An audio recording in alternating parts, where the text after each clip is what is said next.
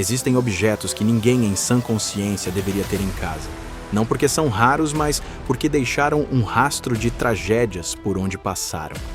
Acidente ou maldição? Porque quando mortes, incêndios e colapsos se repetem ao redor do mesmo objeto, a palavra coincidência começa a ficar fraca. Aqui é o História Proibida, onde a história começa a falhar. Fica até o final, porque o último objeto ainda existe e muita gente garante que ele continua ativo até hoje.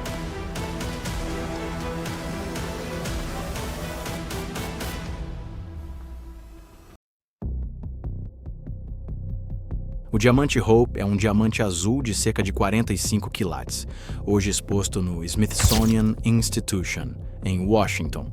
Oficialmente, ele é apenas uma das pedras mais raras do planeta. Extraoficialmente, é conhecido como uma das joias mais amaldiçoadas da história.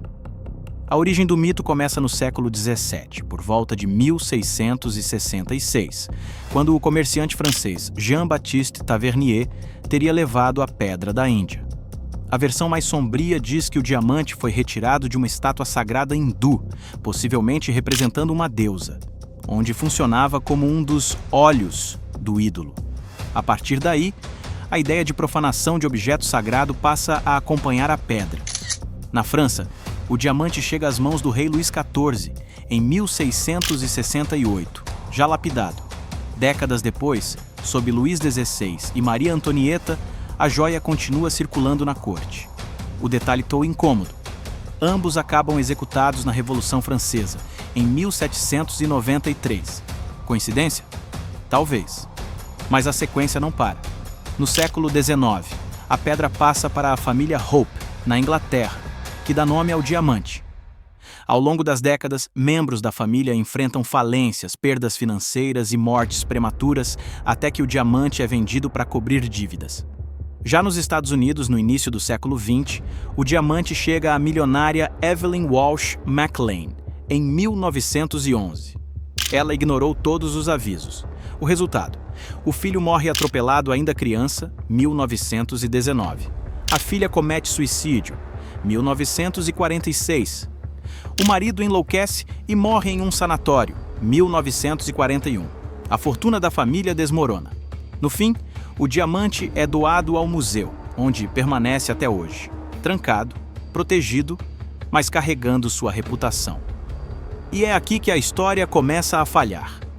Quando tantas tragédias atravessam séculos ligadas ao mesmo objeto, a explicação de azar começa a parecer simples demais, especialmente se tudo começou com a remoção de algo considerado sagrado.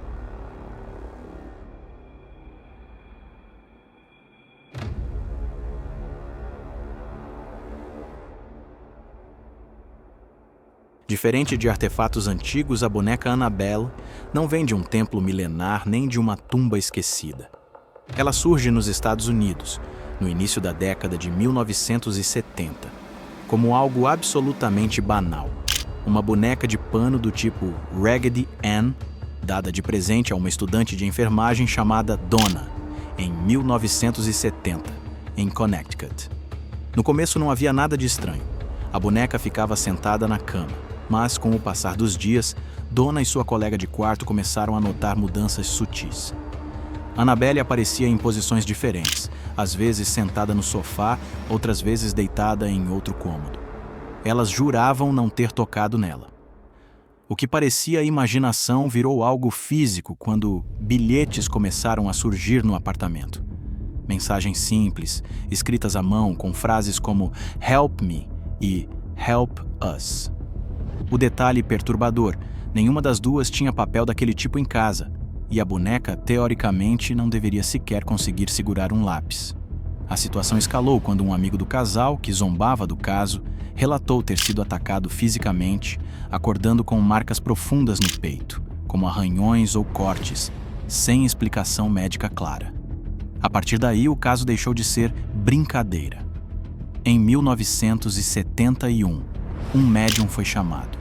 Ele afirmou que a boneca estava ligada ao espírito de uma menina chamada Annabelle Higgins, que teria morrido no local anos antes. Segundo o médium, o espírito buscava apenas atenção. As moradoras aceitaram a explicação, até que investigadores ocultistas discordaram completamente. É nesse ponto que entram Ed e Lorraine Warren, demonologistas conhecidos por investigar fenômenos paranormais nos EUA. Após analisarem o caso, a conclusão deles foi direta e desconfortável. Não havia espírito de criança algum. O que se manifestava através da boneca seria uma entidade não humana, usando a aparência inofensiva para ganhar permissão e proximidade. A decisão foi imediata. A boneca foi retirada do apartamento, submetida a um ritual de contenção e levada para o Museu Oculto dos Warren, onde permanece até hoje trancada em uma caixa de vidro, com avisos explícitos para que ninguém toque nela. Mesmo assim, relatos persistem. Visitantes que zombaram da boneca teriam sofrido acidentes graves pouco depois, incluindo um caso famoso de acidente de moto fatal, ocorrido poucas horas após o contato. E aqui entra o comentário incômodo da história proibida. Você pode chamar isso de histeria coletiva, sugestão ou coincidência. Mas como explicar objetos mudando de lugar, bilhetes físicos aparecendo do nada e marcas reais em pessoas, quando não havia câmeras, truques virais ou redes sociais para amplificar a história? Talvez a pergunta não seja "isso é real?", mas sim, por que certos objetos continuam sendo trancados, décadas depois, mesmo quando ninguém mais deveria ter medo deles?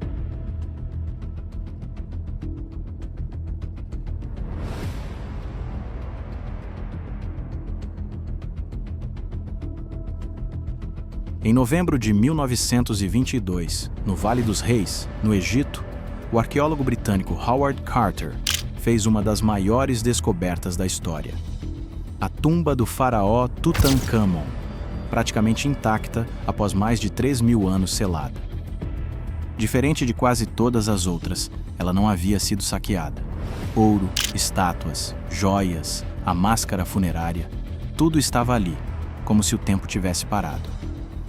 Pouco depois da abertura oficial da tumba, começou a circular a ideia de uma maldição antiga.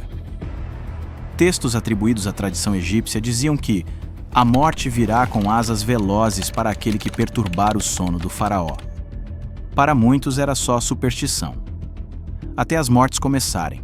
O primeiro caso marcante foi o do Lord Carnarvon, financiador da escavação. Em abril de 1923, apenas alguns meses após entrar na tumba, ele morreu no Cairo após uma infecção causada por uma simples picada de mosquito, que evoluiu de forma rápida e inexplicável. Relatos da época afirmam que, no momento de sua morte, as luzes do Cairo teriam se apagado e o cachorro dele na Inglaterra morreu na mesma hora. Coincidência? Talvez. Mas a lista não parou ali. Nos anos seguintes, vários membros ligados direta ou indiretamente à escavação morreram de formas estranhas. Infecções súbitas, falências seguidas de suicídio, acidentes misteriosos. Estima-se que mais de 20 pessoas associadas ao achado morreram nas décadas seguintes, muitas delas jovens e saudáveis. A imprensa passou a chamar o caso de a maldição do faraó. A ciência tentou explicar. Bactérias antigas, fungos tóxicos selados por milênios, gases acumulados. Tudo plausível, em teoria. Mas aí vem o ponto que quebra a narrativa simples. Howard Carter, o homem que literalmente abriu o sarcófago e tocou nos objetos sagrados, viveu até 1939, morrendo aos 64 anos, uma idade avançada para a época. E isso levanta a pergunta incômoda. Se era só contaminação biológica, por que alguns morreram rápido, outros não? Por que financiadores, curiosos e visitantes tiveram destinos tão piores que o principal responsável? É aqui que a história começa a falhar. Talvez a maldição não seja uma força cega e aleatória. Talvez envolva intenção, profanação, ganância ou até algo que a ciência moderna simplesmente não mede. Os egípcios acreditavam que a tumba era uma máquina espiritual de proteção, não apenas um túmulo.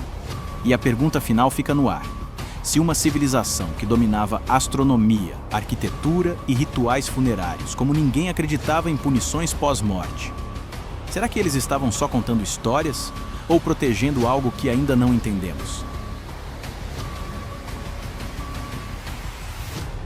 joias, tumbas, bonecas, objetos físicos diferentes, de épocas diferentes, culturas diferentes, todos deixando o mesmo rastro.